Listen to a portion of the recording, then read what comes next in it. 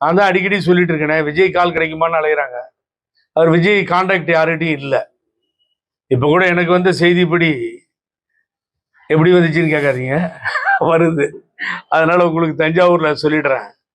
இந்த criminal case, ஜெயிலுக்கு போனவங்க, வழக்குகள் நிலுவையில் ரொம்ப மோசமான வழக்குகள் இருக்கவங்களோடலாம் விஜய் கூட்டணி வைக்கிறதுக்கு தயாராக இல்லையா.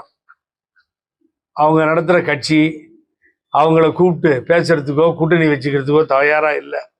இவங்களே சொல்லிக்க வேண்டியதுதான், விஜய் யாருக்கும் கிடைக்கவும் இல்லை, யார்கிட்டையும் பேசவும் இல்லை. நான் கரூர் போயிருக்கணும்னு தான் அவரை பற்றி விரும்பி சொன்னேன். அவர் கரூர் போகலை, பணத்தை கொடுத்துட்டு கம்முன்னு இருக்கார். கரூர் போயிருந்தால் நல்லா இருந்திருக்கும். ஆகவே சென்ட்ரல் பியூரோ ஆஃப் இன்வெஸ்டிகேஷனுக்கு இது போயிடுச்சு இந்த மேட்ரு. ஆகவே அவரை பொறுத்த வரைக்கும் நீங்கள் ஜெயிலுக்கு போன ஆளுங்களோடலாம் கூட்டணி வச்சுக்கிறதுக்கு அவர் தயாராக இல்லை. அதை நான் முதல்ல தெளிவுபடுத்திடுறேன். தெரியாமல் பல பேர் கத்திக்கிட்டு இருக்காங்க. அப்புறம் உங்கள் ஊரில் அடிக்கடி தினம் காலையில் ப்ரெஸ்ஸை மீட் பண்ணுறவர் நான் அன்போடு கேட்டுக்கிறேன்.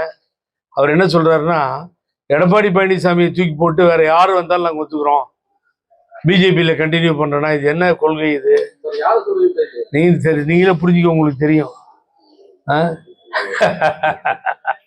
அது என்ன, பிஜேபியோட கண்டினியூ பண்ணிக்கிறேன், நான் பழனிசாமி மாத்திரம் எடுத்தா போதும். நடுவில் ஏன் போனீங்க? தமிழ்நாடு பூரா சுற்றுப்பயணம் செய்கிறேன்னு ஏன் சொன்னீங்க?